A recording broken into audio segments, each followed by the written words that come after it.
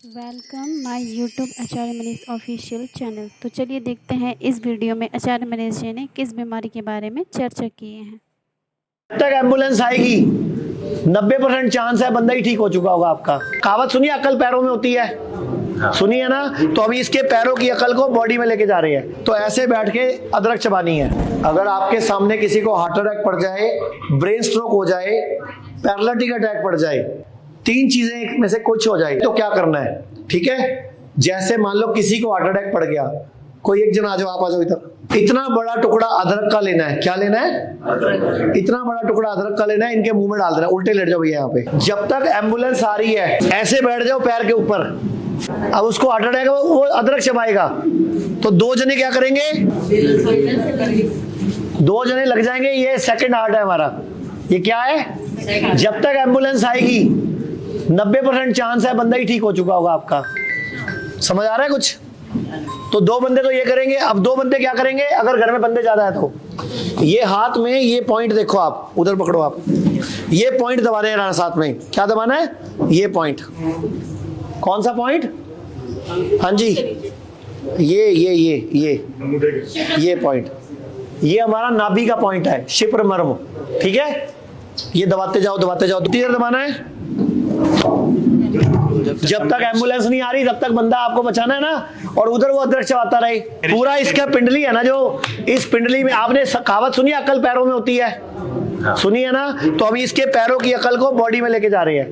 यहाँ 250 ml खून है, इसमें भी 250 ml है, और सिर में 170 ml है। तो सिर का 3 गुना खून कहाँ है? अगर आप ये सब नहीं कर सकते, पिंडली नहीं है, कोई दबाने वाला नहीं है, ये उंगली दबाने वाला भी नहीं है, तो क्या करना है? बस ऐसे बैठ जाओ, अदरक चबाओ। अगर कोई घर में है नहीं, आप अकेले हो और हार्ट अटैक पड़ गया, तो ऐसे बैठ के अदरक चबानी है।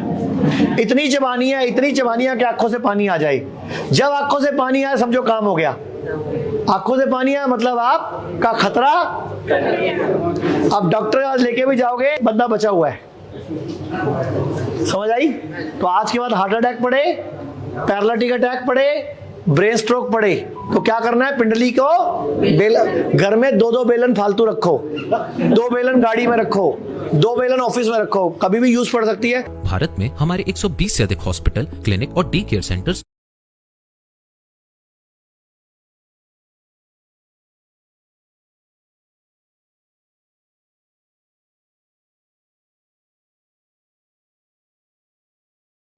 क्या आपने कभी सोचा है कि हजारों साल पुरानी भारतीय चिकित्सा पद्धति आज के समय में भी उतनी ही प्रासंगिक क्यों है? जी हाँ, हम बात कर रहे हैं आयुर्वेद की। आयुर्वेद केवल इलाज नहीं, बल्कि यह एक जीवन जीने की कला है जो आपको हमेशा स्वस्थ और निरोगी रखती है। आज की भागदौड़ भरी ज़िंदगी में जहां हम सेहत से समझौता कर बैठते हैं, वहां सिर्फ 5 मिनट का आयुर्वेद आपके जीवन में बड़ा बदलाव ला सकता है। आयुर्वेद सिर्फ एक चिकित्सा नहीं, बल्कि जीवन जीने की एक कला है जो हमें प्रकृति के करीब लाती है। आइए जानते हैं कि हम कैसे अपने दिन की शुरुआत आयुर्वेद के साथ कर सकते हैं। आयुर्वेद के अनुसार हमारा शरीर और पूरा ब्रह्मांड 5 तत्वों से मिलकर बना है: आकाश, वायु, अग्नि, जल और पृथ्वी।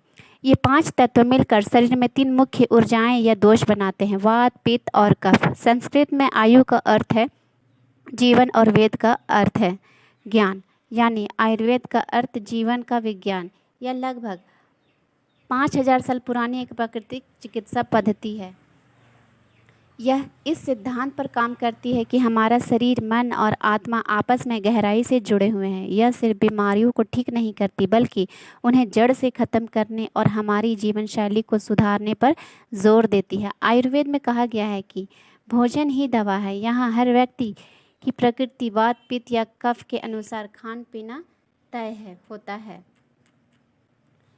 ताज़ा, मौसमी और आसानी से पचने वाला आहार ही सबसे उत्तम आहार माना जाता है। आयुर्वेद का सीधा नियम है: स्वस्थ शरीर, साफ पेट। अगर आपका पेट साफ नहीं है तो आप 103 तरह की बीमारियों के शिकार हो सकते हैं। इसके लिए अपने आहार में फाइबर शामिल जरूर करें। सुबह उठते ही सबसे पहला काम करें, बिना कुल्ला, बिना ब्रश किए हुए गुनगुना पानी का सेवन करें।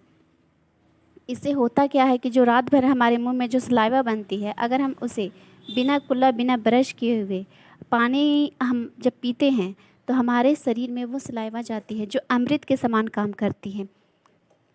जो पेट में जाकर एसिडिटी को शांत करती है। आयुर्वेद हमेशा गुनगुने या ताज़े पानी की सलाह देता है। ठंडा पानी हमारी पाचन अग्नि को धीमा कर देता है। आयुर्वेद में भोजन को भी औषधि माना गया है। अपने मुख्य भोजन में सभी स्वादों का शामिल करने का प्रयास करें। रात का खाना हमेशा हल्का होना चाहिए और सोने से कम 2 से 3 घंटे पहले खा लेना चाहिए।